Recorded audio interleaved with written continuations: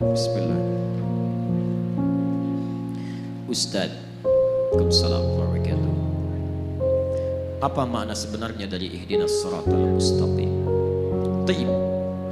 Ihdinas siratal mustaqim. Kita lihat tafsiran-tafsiran para ulama di sini.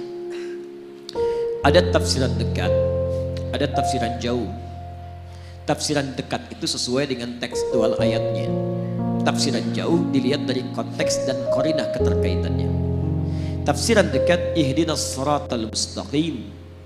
Tafsirkan ayat ketujuhnya. Siratal ladzina an'amta 'alaihim ghairil maghdubi 'alaihim waladdallin. Baik, ihdina, ya Allah berikan kami petunjuk. Berikan kami hidayah. As-siratal mustaqim, yang hidayah itu lurus, bening, tidak berbelok. Siratal ladzina an'amta 'alaihim ghairil maghdubi 'alaihim waladdallin. Yang hidayah itu pernah disampaikan dan mendapatkan kenikmatan dari orang-orang sebelum kami, dan dengan itu jagalah kami supaya tidak berbelok ataupun masuk dalam golongan orang-orang tersesat dan orang-orang yang diazab. Para ulama pertama mengartikan hidayah ini pertama dengan Islam. Islam, karena ketika hidayah disebutkan dalam Al-Quran, yang pertama menunjuk pada Islam. Hidayah jika disebutkan pertama menunjuk pada Islam. Ini satu.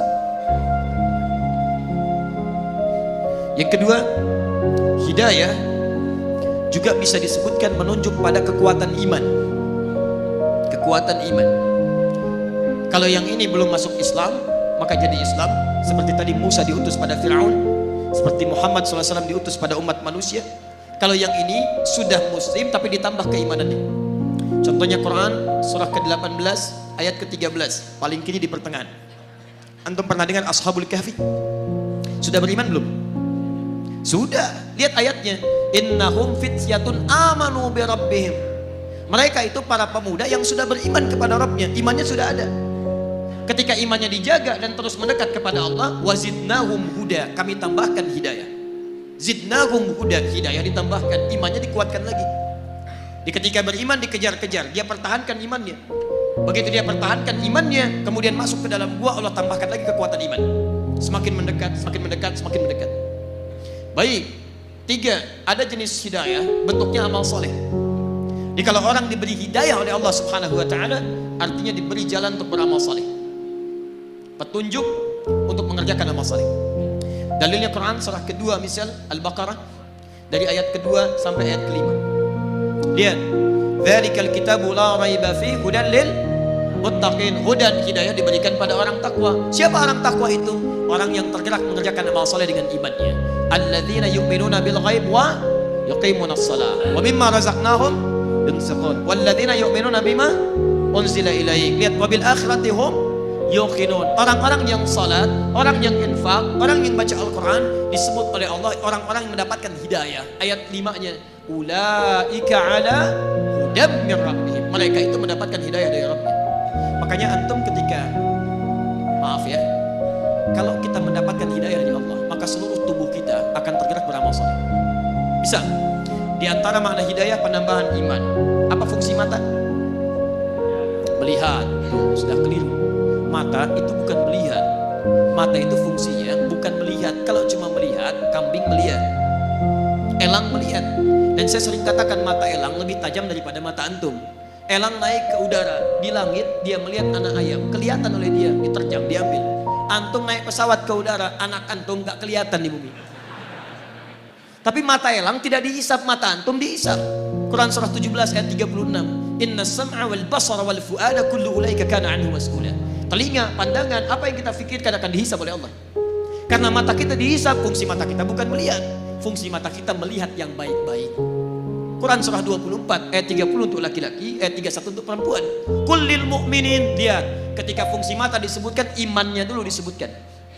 Katakan pada pria-pria yang merasa punya iman, siapa yang punya iman? Yang mendapatkan hidayah. Karena bagian dari hidayah adalah memberikan kekuatan iman. Lihat, hidayah masuk lewat mata, iman masuk lewat mata. Ketika iman masuk lewat mata, yaghuddu min absarihim, maka dia akan palingkan dari yang tidak baik menurut Allah. Makanya mata orang yang mendapat hidayah itu ketika melihat yang baik-baik cepat bergerak.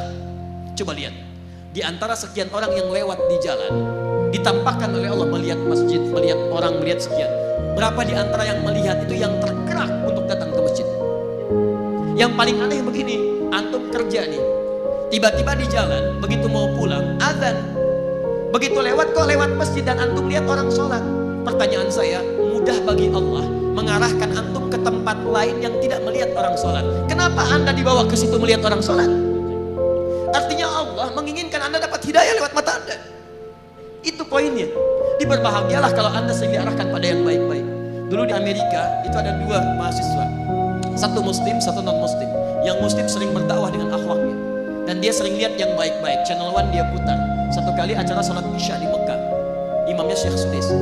Dia iseng tanya pada kawannya non muslim, perhatikan kalimatnya, menurut kamu berapa banyak orang ada di sini Masjidil Haram? Kata non muslim, saya kira 5.000, 50.000 lah. Kata temannya, di situ setidaknya ada 500.000 sebelum dibongkar. Kata yang muslim, berapa lama waktu dibutuhkan untuk membuat mereka semua rapi seketika? Kata yang non muslim, saya pikir 3 pekan. 3 pekan. Dia kira dibariskan satu-satu.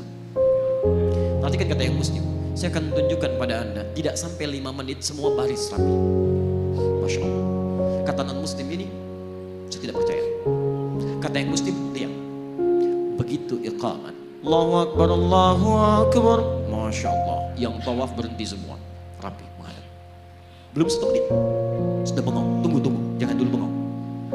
Begitu Syekh Sudais memulai, istawu, istaqimu, rapat, rapi, tegak semua.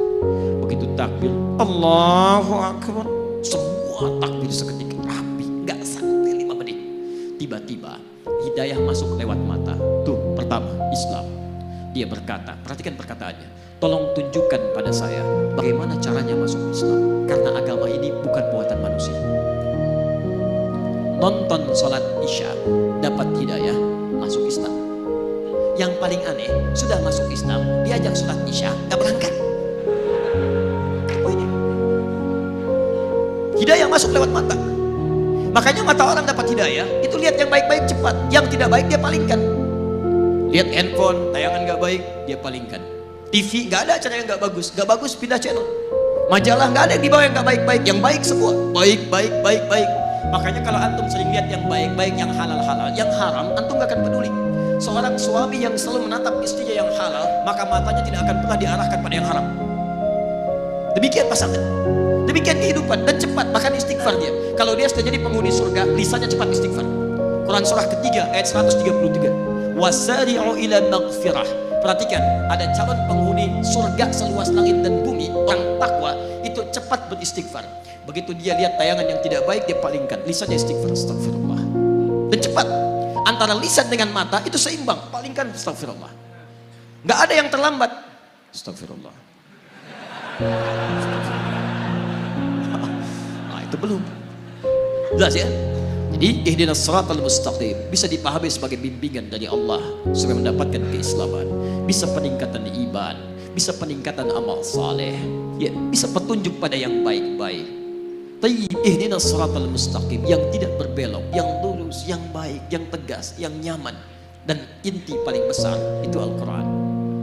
Nanti tafsir siratal ladzina an'amta 'alaihim ghairil maghdubi 'alaihim ditafsirkan di Quran surah keempat ayat 69. Yaitu ada para nabi, ulaika ma'al ladzina an'ama Allahu minan nabiyyina was-siddiqina wasyuhada was-salihin.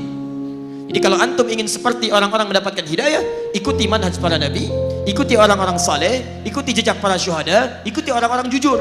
Maka bagaimana caranya? Wa may yuti'illaha war rasul, ikuti Allah dan Rasul. Itu caranya. Ya. Jadi asal katanya sebetulnya kalau secara bahasa tafsiran ini tidak dekat kepada tunjukkan jalan yang lurus, ya. Tapi itu kadang sering dipakai. Saya pernah tugas di Saudi di Mekah tahun 2010. Itu ada sebagian jemaah yang tersesat dari maktabnya. Tapi saya yakin bukan orang Medan. Ya. Kemudian dia bingung kembali, nggak tahu jalan. Lihat askar Saudi, dia nggak bisa bahasa Arab. Askar nggak bisa bahasa Indonesia, nggak nyambung dua-duanya. Maka dia teringat ayat ini, Masya Allah, Pak, ihdinas siratal mustaqim, tunjukkan kami jalan Askarnya nggak bisa bahasa Indonesia, pakai bahasa Arab aja nyambung. Paling cepat askarnya teruskan ayatnya. Suratal ladzina an'amta 'alaihim ghairil maghdubi 'alaihim waladdallin.